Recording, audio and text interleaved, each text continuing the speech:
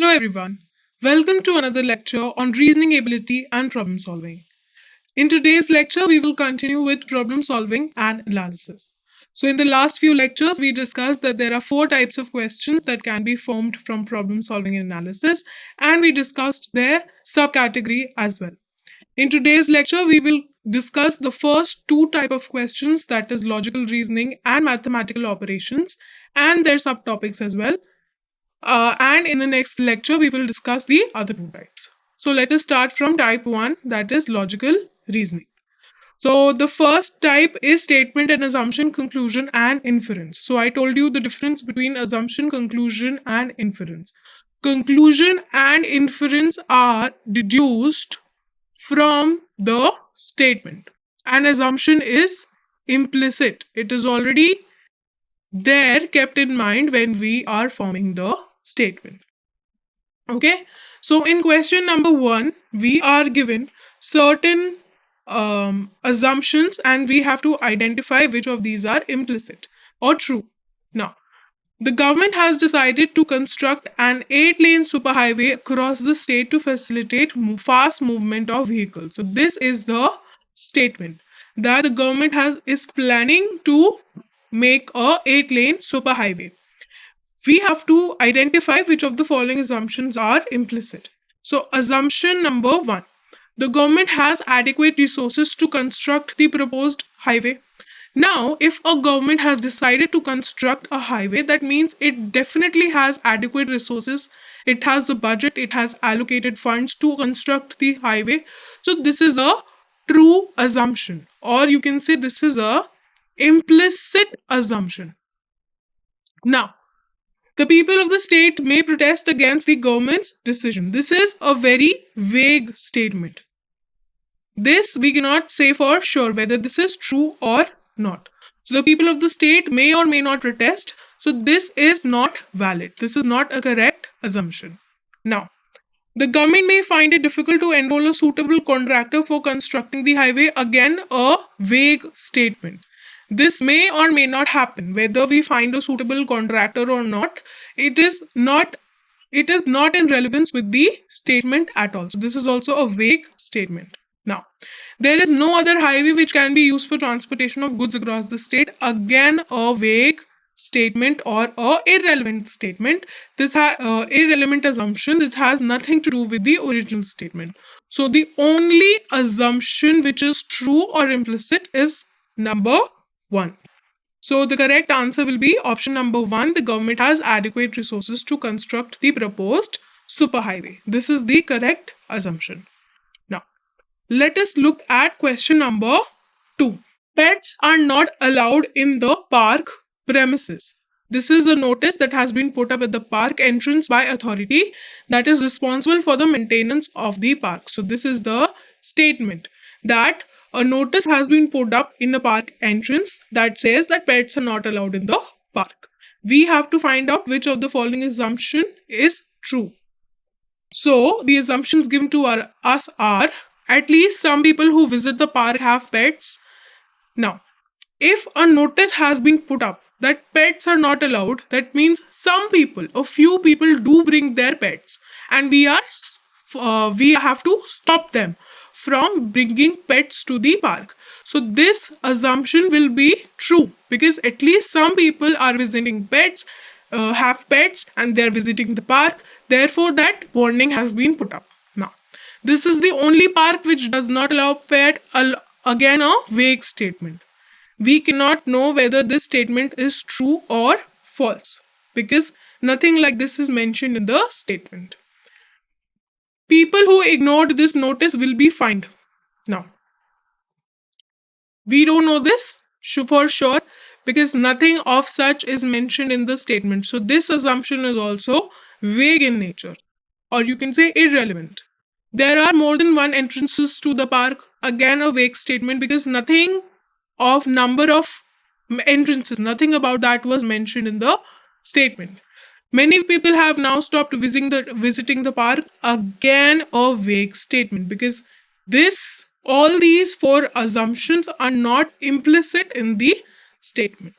So I told you that whenever we solve questions on statement, assumption, conclusion, and inference, we have to look at the true or the valid assumption. So the only true and valid assumption is option number 1. So option number 1 will be the correct answer. Okay. Now let us move on to syllogisms. In syllogisms, I told you that we have to use Venn diagrams to solve the question. So these are the 4 statements. Okay. These are the 4 conclusions of those statements. Now we have to tell whether which of the following conclusions follow or not. So we will use the concept of Venn diagram. In Venn diagram, I told you there are 4 types of statements. 2 are positive and 2 are negative. The positive one was all A are B, some A are B, and the negative one was that none of the A is B or some of the A are not B. So this we discussed in when we were discussing the types of the questions. Now let us solve the question. All cups are bottles. So this can be represented like this. So if these are cups, all cups are bottle. So cups will be a subset of bottles. All cups are bottles. Next, some bottles are jugs. So some will be like this. Some of the bottles are jugs. This area. Correct? Now, no jug is a plate. This is a negative statement. So if we have plate over here, these two will not overlap. Or let me draw a small cross. So plate and jugs will not overlap. Okay. And some plates are tables. So some of the plates are tables. So this can be drawn. This is the entire figure that can be drawn based on these statements. Now we have to answer whether these conclusions are correct or not. First conclusion, some tables are bottles. Now, some tables are bottles. Looking at this diagram, we can say if this instead of this, I would have drawn it something like this. So let's say I draw something like this. These are tables. If I draw it like this, then it would have been true. But I told you that whenever we solve questions on syllogisms, we draw what we know is definitely true. So definitely true, we'll get this figure. And by the means of this figure, we can say that some tables or bottles is a possibility, but it is not definitely true. So this is a possibility. This is not definitely true. Okay, so this is false. This does not definitely follow. We look at only what is definitely true. Now, some plates are cups. So again, this could or could not be true. So this is a possibility. This is not definitely true. Therefore, this is false. Okay. Now, no table is a bottle. Again, this is a possibility. We cannot say whether this is true or not. So for the timing, let us say this is false. Some jugs are cups. So if you look at here, some jugs are cups. Again, this is a possibility. If jugs were drawn like this, some jugs would be cups. But this is a possibility. This is not true. So we can say that this is also false. Now, let us look at statement 1 and statement 3. Some tables are bottles and no table is bottle. So two options is given to us. Some tables are bottles. So if table was drawn like this. Okay. If table was drawn like this, then some tables of bottle is correct. So this is a possibility. Similarly, no table is a bottle is also a possibility. So let's say if this chart is true, this is definitely true, then in that case, this is correct. So this is also a possibility. There could be overlapping or there could not be overlapping. Both the cases are possible. So I can say that either 1 or 3 is true. So if this is false, this will be true. If this is false, this will be true. Correct? Because either of the two possibilities will be true. Either they will overlap or they will not overlap. Therefore, either 1 or 3 is true. This will be the correct answer. So if you look at the options, option number 4 says that only either 1 or 3 follow. So this will be your correct answer. Okay, 1 or 3 follows. Correct? Let us move on to question number 2. Again, statements and conclusions, and we have to identify. Number 1, some chairs are handles. So how will we write that some chairs are handles? Like this. These are chair and this is handles. Okay? All handles are pots. So I can say this will be pots because all handles are part of pots.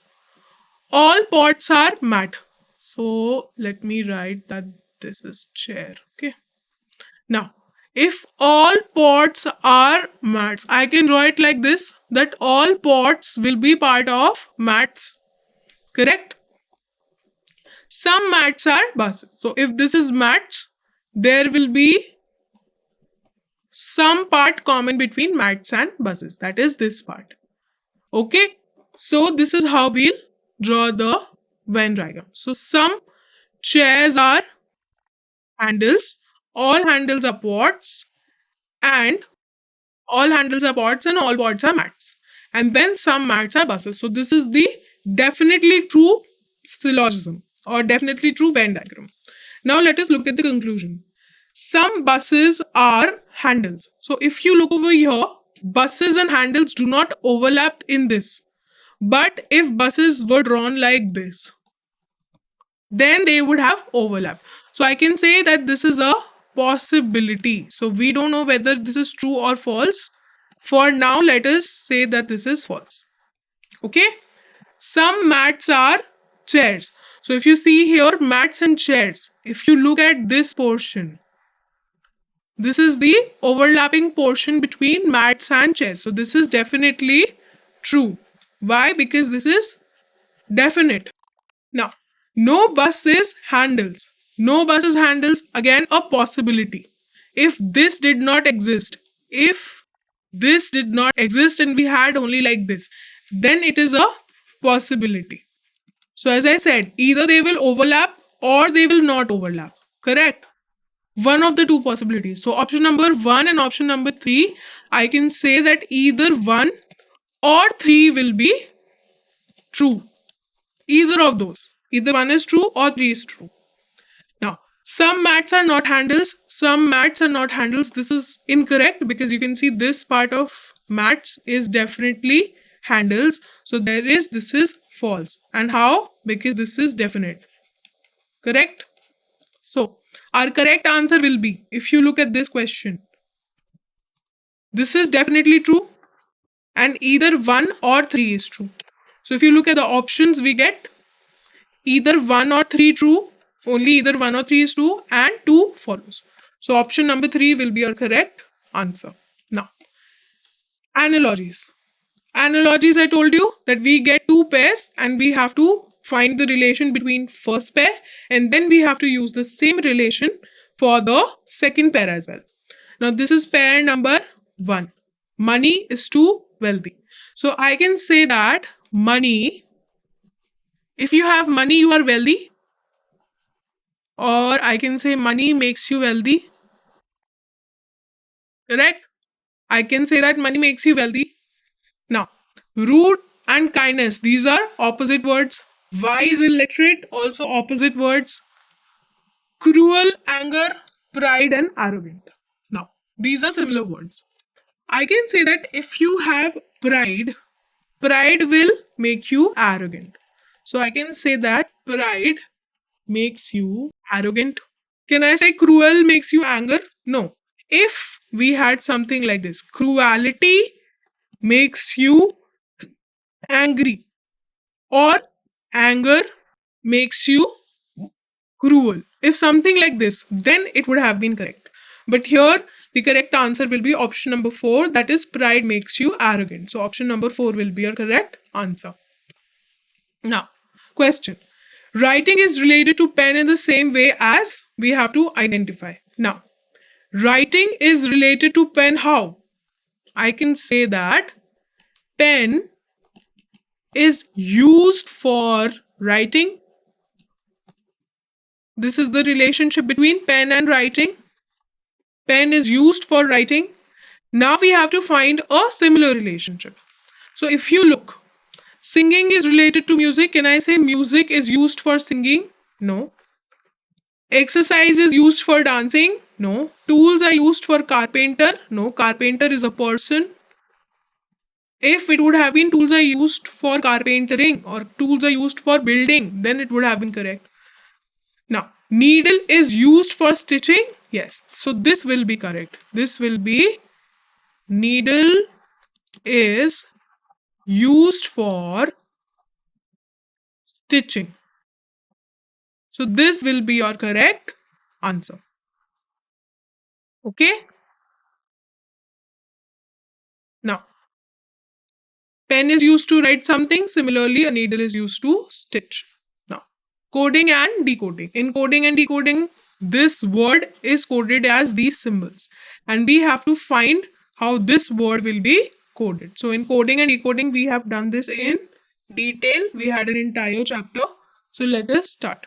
Now, if you look at gust and gape, so G and G we have common. Correct? So gust and gape, G and G we have common. So the code is this and this. In these two code, the only common is the dollar sign. Right? So I can say that G is coded as the dollar sign. So G is dollar.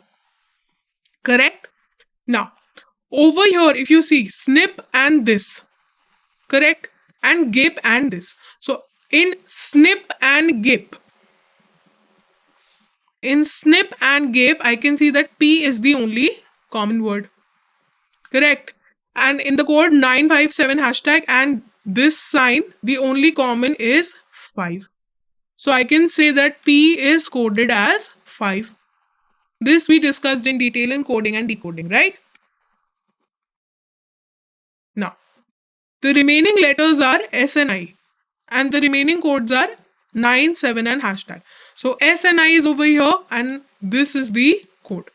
So the final code will be 97 hashtag dollar and it is given in option number 1. The sequence is not important because these are not coded in sequence. There are two types of coding and decoding I have told you. First is in order of sequence and the second is without any sequence.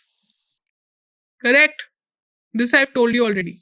So this is without any sequence, hence option number 1, $9.07 hashtag will be your correct answer. Here is the solution. Now, certain code temporal is written as this. We have to consider will be written. So for this type of questions, I've told you that we have to first write them one below the other. So temporal is written as OLDSMBSP.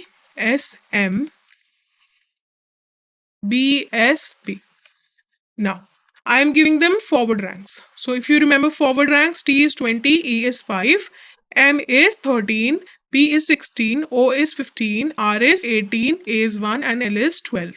Similarly, O is 15, L is 12, D is 4, S is 19, M is 13, P is 16, S is 19 again and P is 16.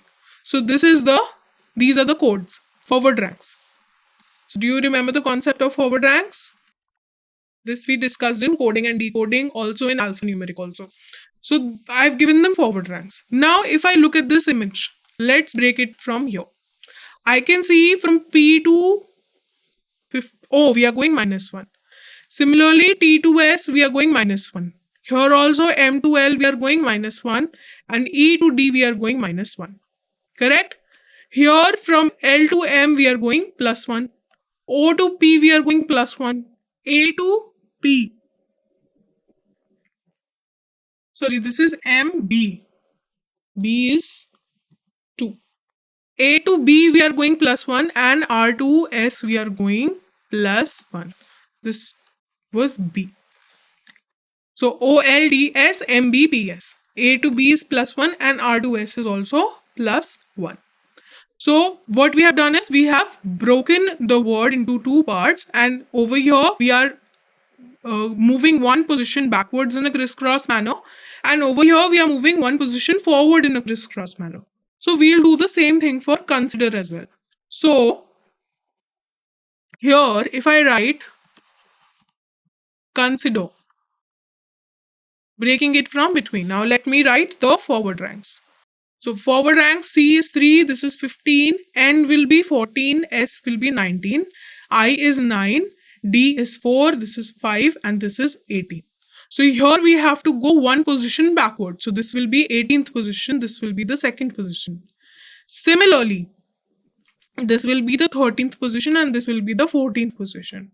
Over here, we have to move one position forward. So this will be 19, this will be 10, this will be 6, and this will be 5. Now let me give them alphabets. So at 18th position, we have R. At 13th position, we have what? We have M. At 14th position, we have N. This is B. At 19th position, we have S.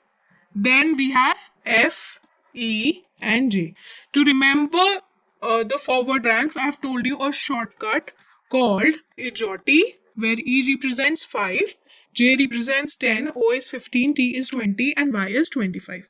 So you can use this shortcut as well to remember forward ranks.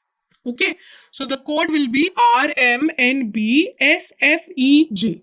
And this is given in option number 1. So option number 1 will be the correct answer. Okay, now let us move forward. So here is the solution. Now, blood relation questions. So blood relation questions, what we do it, there were 4, 5 things that I told you to remember. First was draw a chart. So blood relation, always draw a chart. Second thing, do not assume the gender. So Meena can be a man, Devanshu can be a woman.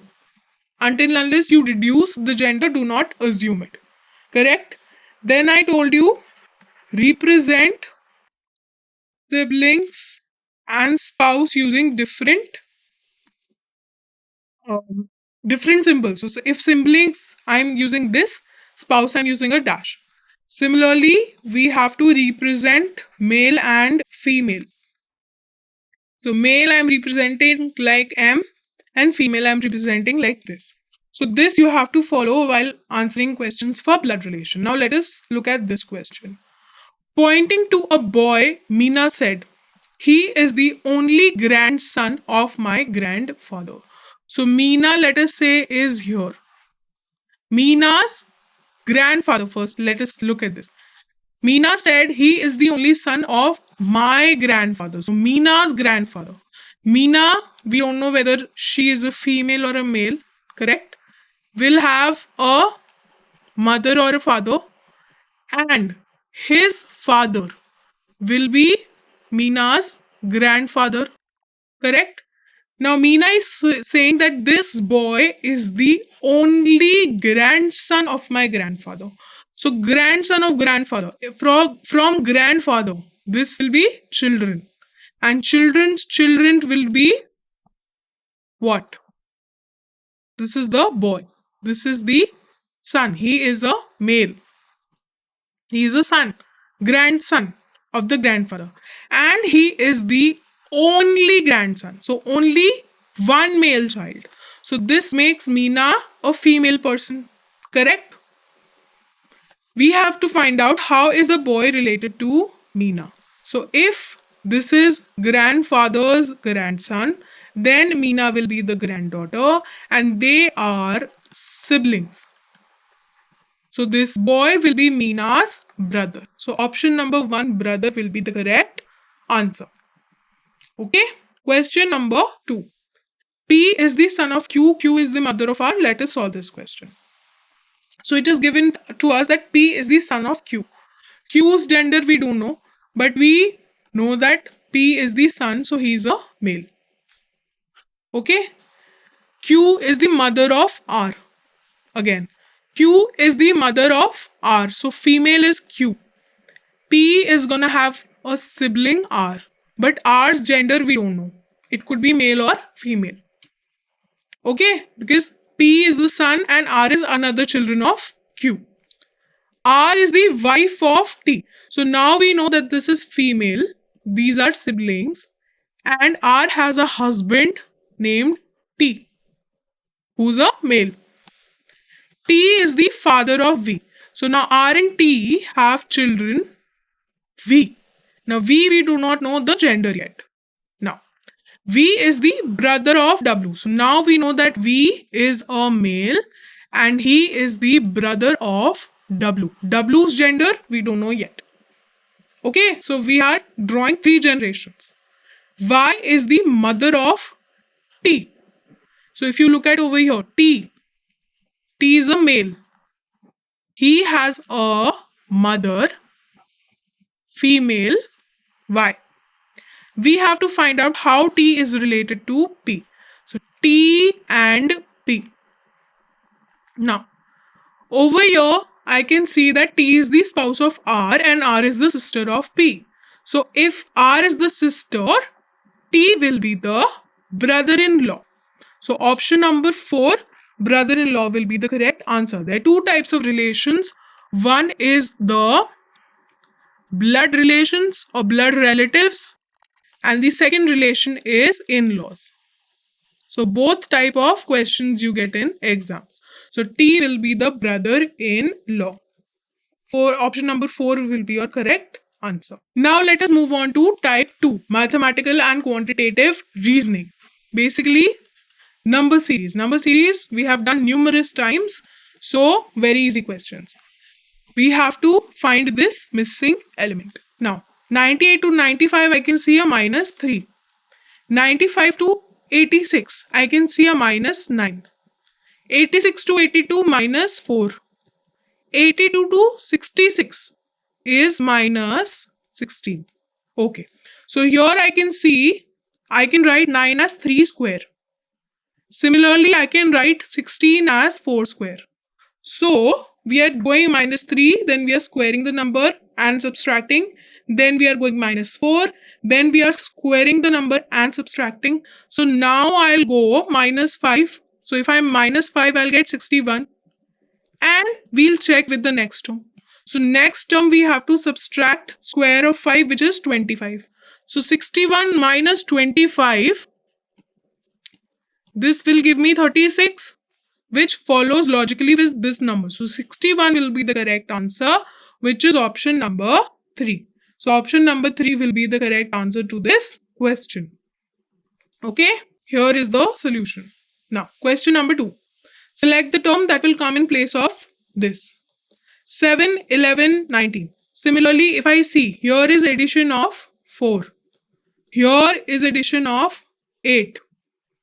Here is addition of 12. So I can see this is clearly addition of 4 table. 4 into 1, 4 into 2, 4 into 3. So now I will add 4 into 4, that is 16. So if I add 16 into 31, I'll get 47. Next will be 4 into 5, that is 20. So if I add 20 into 47, I'll get 67. So this logically follows with the next number as well. So our answer will be 47, which is option number 4. So option number 4 will be the correct answer to this question. So this is how you solve questions on number series and sequence. Then we have mathematical operations. So in mathematical operations, question number 1, which 2 signs should be interchanged in the following equations to make it correct? So whenever you get a question like this is an equation given to us, this is incorrect. So if I solve this equation, I'll get 12 minus 8, which is 4, plus 12 into 9 divided by 3. So this will be 3. This will be 36 plus 4, which is 40. But here I am getting 9. So this is logically incorrect statement. How do we have to rectify it? We have to change 2 signs, interchange them with each other to get a correct statement. So whenever you get a question like this, just start answering from the options. This is the easiest way. So if I take options, okay, the first option says plus and divide. So if I interchange plus and divide, I'll write my equation something like this. 12, this is divide, into 9 plus 3 is equals to 9. This will be my equation. I have interchanged plus and divide. Correct? Now I'll solve this to find whether this is true or not. So 12 minus 8 divided by 12 into 9 plus 3. This will be 3, this will be 4. 4 3s are 3 3s are 9, 3 4s are 12. This will be 2. So 3 into 2 will be 6. 12 minus 6 is 6 plus 3, which is 9. So this statement, interchanging plus and this symbol, divide symbol, will give us the correct answer, in which our LHS, left hand side, is equal to the right hand side. So the correct answer will be option number 1, plus and the divide sign. Clear? This is how you solve questions on mathematical operations. Now, this is the solution. Second, same type of question. This equation is given to us. Let us check with the first one. Now, the first one is plus and minus. So, plus and minus. So, 18 minus 6 plus 6 divided by 3 into 3 equals to 6. Now, if I solve this, 18 minus 6 will give me 12. Plus 6 divided by 3 into 3. So 3 and 3 cancel. 12 plus 6 will give me 18. And on the right hand side, I have 6. So this is not true. So the first is not true. Now let us check with the second one. So with the second one, I have to change plus and divide. So plus and divide I have to change. So 18 divided by 6 minus 6 plus 3 into 3 equals to 6. Now I'll check. 18 by 6 will be 3 minus 6 plus 9 equals to 6. So 9 plus 3 will be 12. 12 minus 6 will be 6. So 6 equals 6. LHS equals to RHS. Therefore, this option number 2 will be the correct answer. Okay. So here you can see the solution. Option number 2 is correct. So this concludes today's lecture. In today's lecture, we discussed two types of exercise questions for two types of questions. Now, in the next lecture, we will discuss the other two types, that is type 3 and type 4. So, thank you.